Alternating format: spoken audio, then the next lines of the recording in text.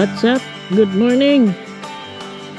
Continuation to ng last vlog natin, no? Kasi hindi pa ako nakauwi galing Iligan eh. So today, yung intro pala natin, no? Ano yun?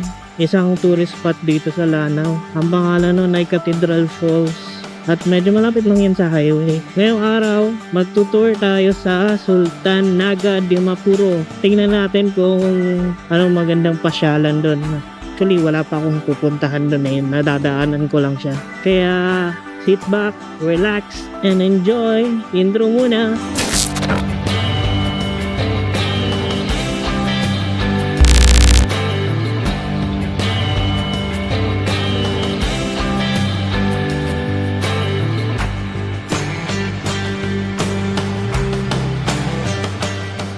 Nakikita niyo yung bundok na yan. Diyan tayo pupunta.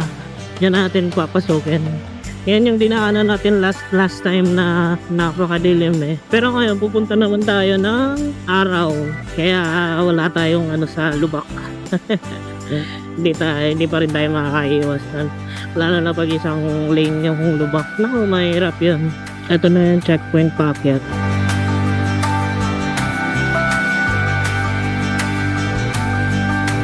Ayan, dun papuntang Aurora.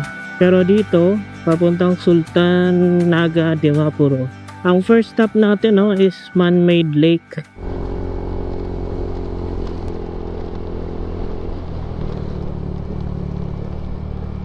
Lapit na tayo sa likuan sa first stop natin. At ito na yung checkpoint. Ang daming police checkpoint dito eh. Sabi may mga truck pa rin dumadaan dito, napaka-truck eh. Papabilis nga naman sila kaysa sa mag-Aurora sila. Medyo malayo rin yung Aurora eh.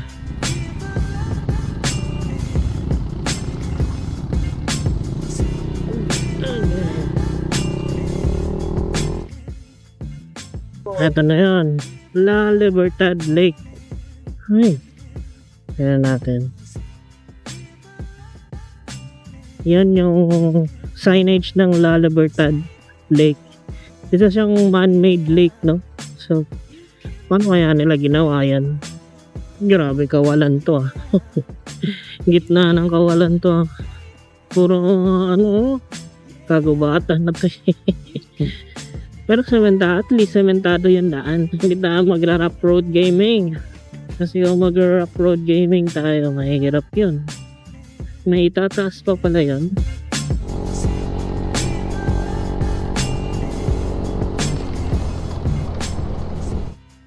Ayan na, La Libertad Lake. Entrance. May entrance. May entrance. May bantay. Kasi nagbalik na. Wala yung bantay. Rough road. Sana na hindi ganun kalala, no? 20 pesos yung entrance, no? Ayan! Ang ganda, men. Lagi pukit. Madulas nga. May buntag. Pwede ba motor dito? Ganda siya man. May mga balsa pa dyan, no? Ang payapa ba eh. Man-made lake. Sarap magtambay dito ba eh. Check natin dito. Welcome to La Libertad Lake Adventure Park. Luma na siya, no? Photo booth. Walang tao. Kala yata nila walang bisita pupunta. Ganda. Abandonado ata ito eh. Mga namang walang nagpupunta dito.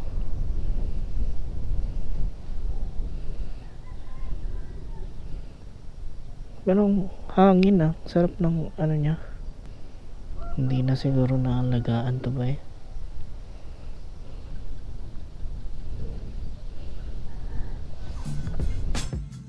Tara na. Sarap.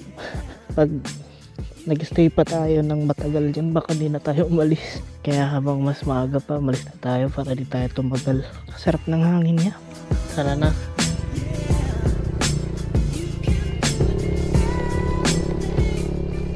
Pero okay yung daan niya. Passable naman. Siguro pagka naulan to, yun lang mahirap. Mahirap kumangat.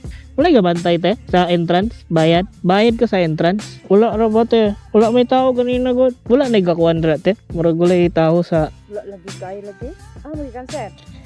app papagadian ko. Diri mo agi? Ah, dili. Balik pa kuan ba? Diri mo is hindi or diri ra sa Aurora. Ah, diri ra sa kuan. Patukuran. Oo. Ay, antay butang nito. Kuan lang. Og asa gikan. Taga disa. Ah, pagadian lang.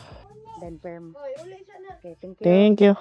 Sabi nung ate, wala daw masyadong tao na nagpupunta dito.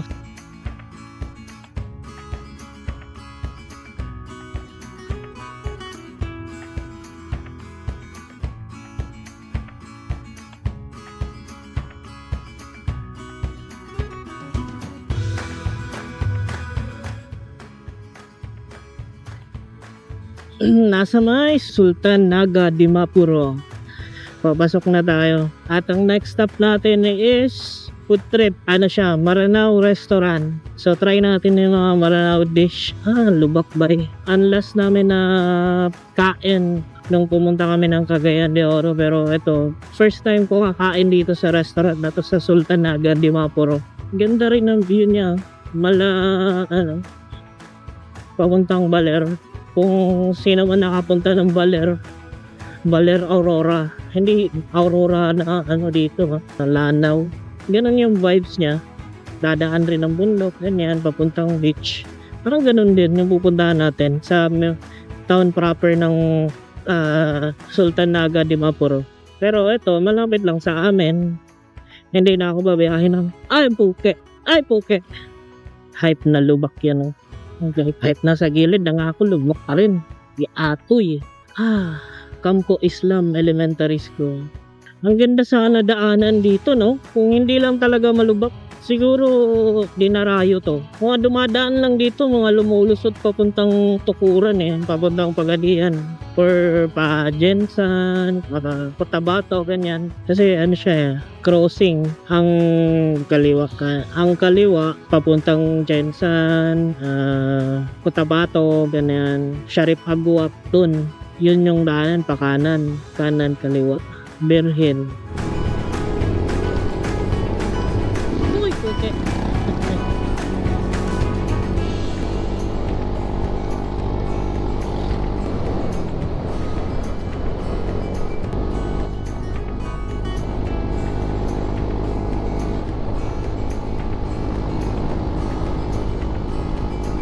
Kita ba sa camera?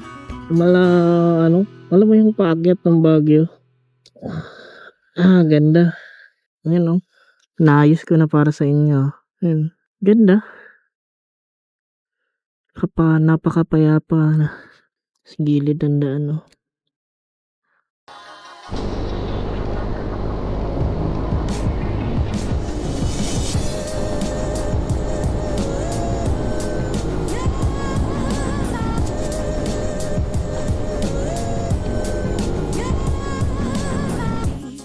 Barangay Double Stone. Dito na tayo ba Dito tayo liliko. Kalimutan ko kung saan yung Sige sir. Saan ba yun? Maranao Restaurant. Basta dito yun banda. Ito na pala ito na pala Maranao Restaurant. Okay.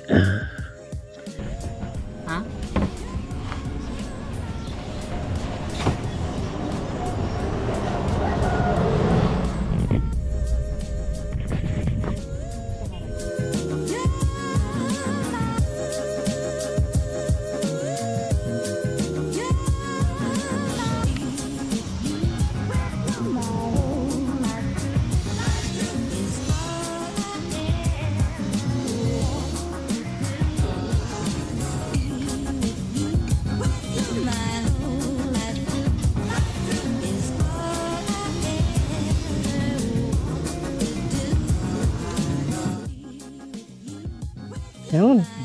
Pabalik na tayo ng Pagadian. So nakabili pa tayo nung parang pancake nila na bagong luto yun Tingnan natin kung masarap.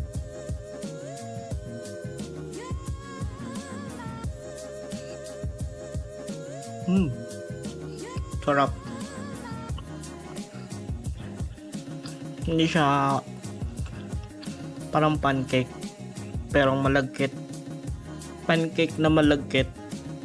Imbes na flour mixture. Solid. So, ayun, Pagadian, Iligan. So, yun pala ay Maranao Restaurant, no?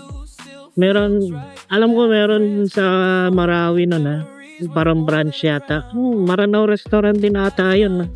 Ewan ko kung sapal yung kinain ko or ano, parang puso ng saging kasi. Kaya sa Marawi, yung kain ko nakakain ako ng ganun kaso sapal siya ng niyog. Alam mo yung kinayod na niyog tapos pinagtigaan ng gatas or yung gata.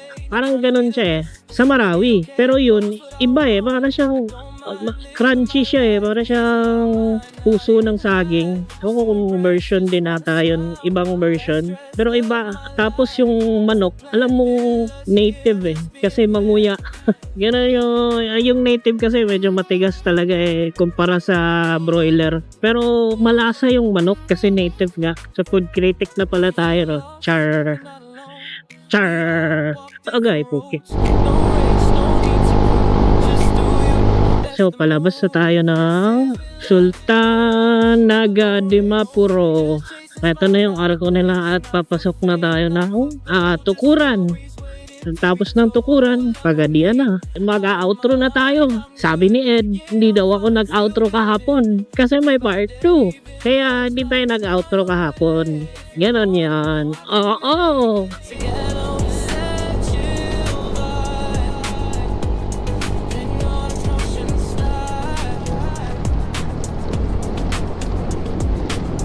So, mag-outro na tayo, bye. Paano ba yan? Nandito na tayo sa ating kanto. Sa susunod na vlog, episode 13. Hindi ko alam kung next week or basta. Mapopost naman agad yan. Peace out.